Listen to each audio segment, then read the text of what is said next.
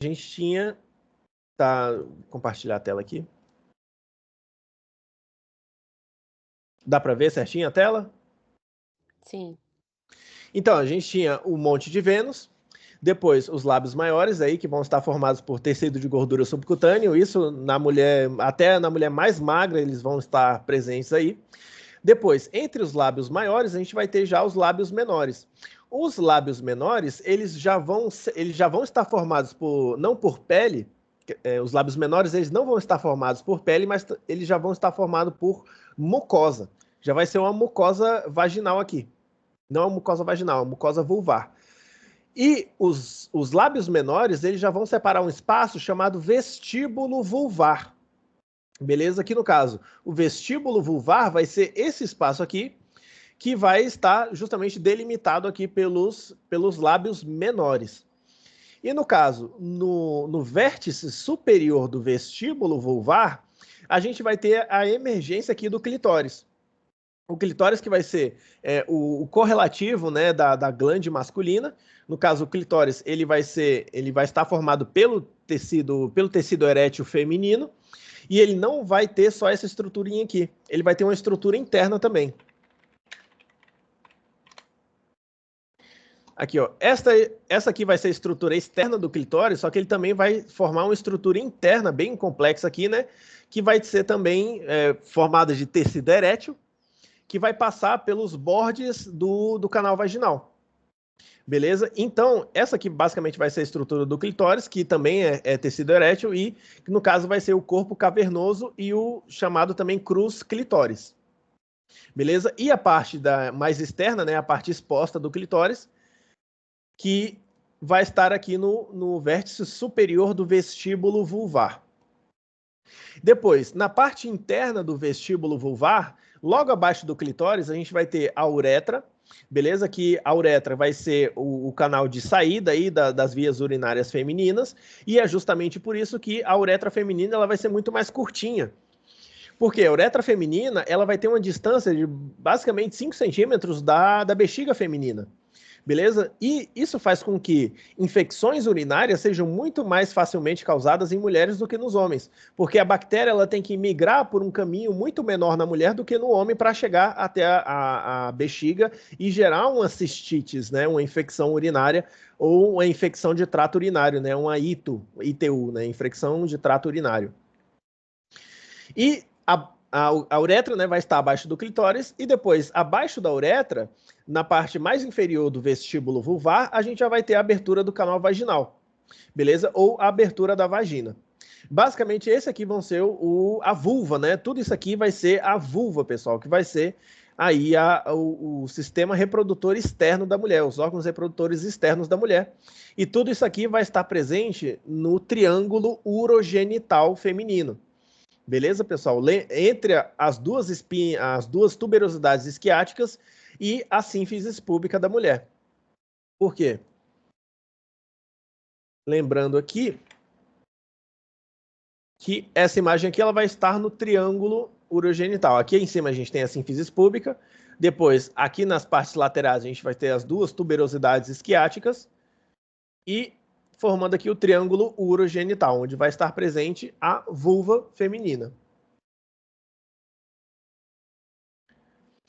E é por isso também que é importante fazer uma higienização correta também, né? A mulher fazer uma higienização correta.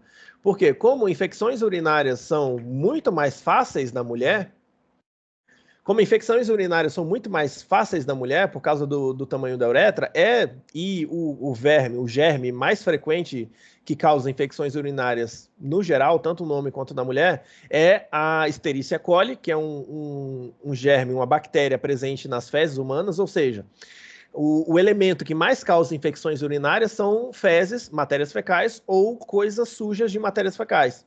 E é por isso que é muito importante a mulher fazer uma correta higienização na hora de se higienizar depois da defecação.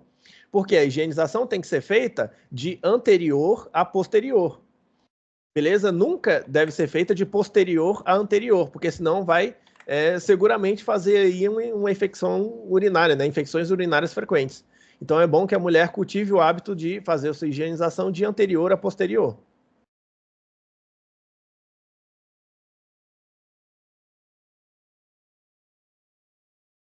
E agora que a gente já falou da vulva, do sistema reprodutor externo, agora vamos falar dos órgãos reprodutores internos. A primeira parte dos órgãos reprodutores internos da mulher, a gente vai ter aqui a vagina, o canal vaginal, beleza? Que ele vai ter vários plegues, que vão ser como dobras, que vão capacitar a vagina da mulher de aumentar a sua longitude. E depois, no fundo da vagina, a gente já vai ter aqui o colo do útero, ou o coeixo do útero, ou cérvix, onde vai estar presente aqui, né, a primeira porção uterina da mulher. Beleza? A gente tem aqui o canal uterino, beleza? Com o seu orifício uterino externo e interno.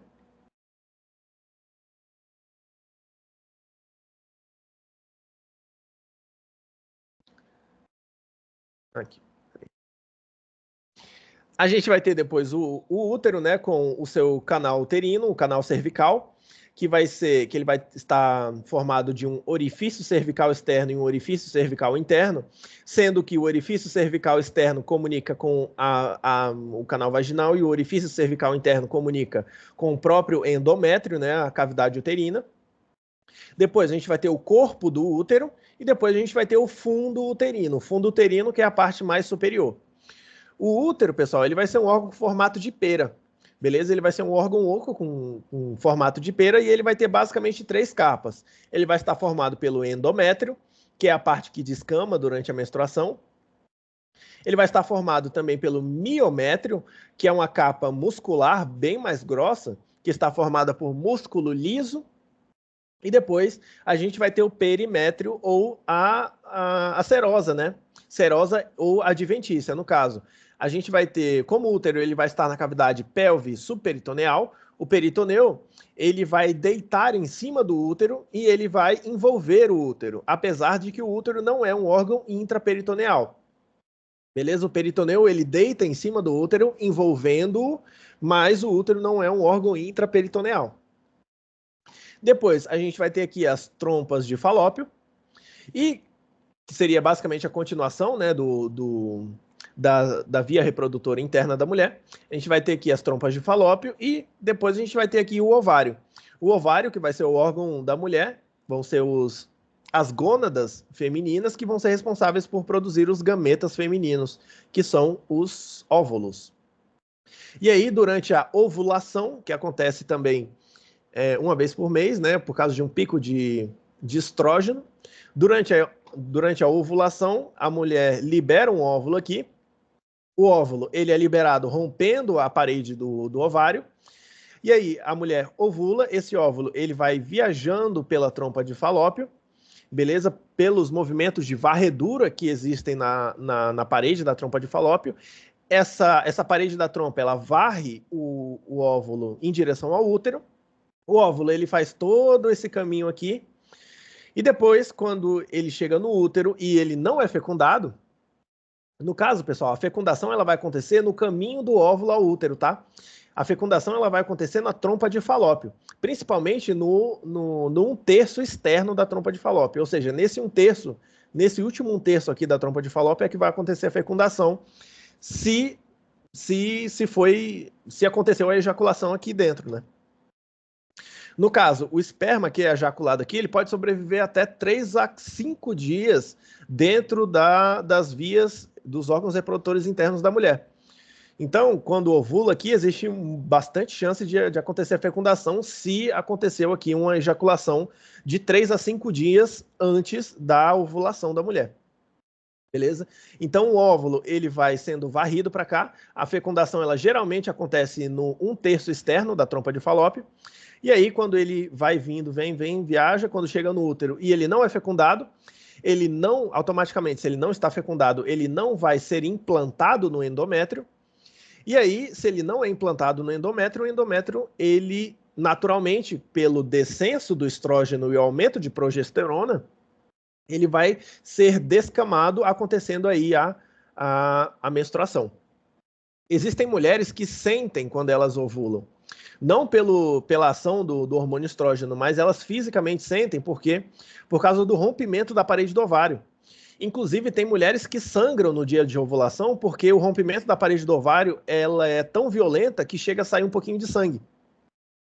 Inclusive, fêmeas de outros animais mamíferos, né? Por exemplo, os cachorrinhos, a cadelinha, a gatinha. Quando ela entra no cio, ela começa a sangrar, porque esse sangue não é sangue de menstruação, não é o sangue que vem aqui da descamação do endométrio do animalzinho. Esse sangue, ele vem do rompimento da parede do ovário dele durante a ovulação desse animalzinho. Então, esse sangue que sai durante o animalzinho, durante o cio da fêmea da gatinha ou até da cadelinha, sai por causa do rompimento da parede do ovário. Isso pode acontecer também nas mulheres, né? Pode sair um pouco de sanguinho durante a ovulação. Inclusive, algumas mulheres podem literalmente sentir um pouco de dor na fossa ilíaca direita ou esquerda, né? Dependendo, quando ovulam justamente por esse rompimento de parede.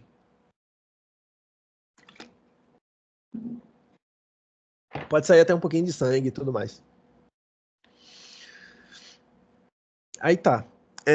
Além disso, a gente vai ter também os meios de fixação do aparato reprodutor interno da mulher. Os meios de fixação, basicamente a gente fala de meios de suspensão e meios de fixação do útero. Os meios de suspensão do útero e de basicamente todo o aparato reprodutor interno da mulher vai estar formado pela face endopélvica, que vai ser isso aqui, ó, a face endopélvica é um meio de suspensão do útero, assim como o diafragma pelviano também é um meio de suspensão do útero, não só do útero, mas de todos os órgãos pelvianos, e também os músculos do perineu superficiais e o músculo profundo também são meios de suspensão do aparato reprodutor interno da mulher. Então, esses três elementos aqui vão ser os meios de suspensão do útero e do sistema reprodutor interno da mulher. E depois a gente vai ter os meios de fixação. Os meios de fixação que a gente vai ter vai ser basicamente o ligamento ântio. Esse ligamento ântio vai ser esse ligamento aqui. Esse ligamento ântio, ele é uma dependência do peritoneu. Ele é um repliegue peritoneal do peritoneu parietal. Ou seja, ele vai ser uma dependência do peritoneu, ele vai ser uma extensão do peritoneu, que o peritoneu vai originar e associar-se aí ao aparato reprodutor interno da mulher para manter ele fixado aí, formando aqui o ligamento ântio. Esse ligamento ântio, que é essa parte aqui que parece uma asa, parece um ligamento alar, né? Esse ligamento ântio, ele vai estar formado basicamente pelo mesoalfíncus. O mesoalfíncus vai ser essa parte aqui, que vai ser responsável por fixar as trompas de falópio e o ovário. A gente vai ter o mesométrio também, beleza? Que, no caso, o mesométrio, ele vai ser essa parte aqui que vai associar-se ao útero, e depois a gente vai ter o mesovário, que vai associar-se ao ovário.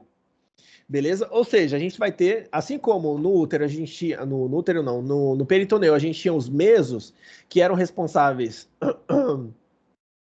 por ligar órgãos intraperitoneais à cavidade retroperitoneal, carregando artérias importantes.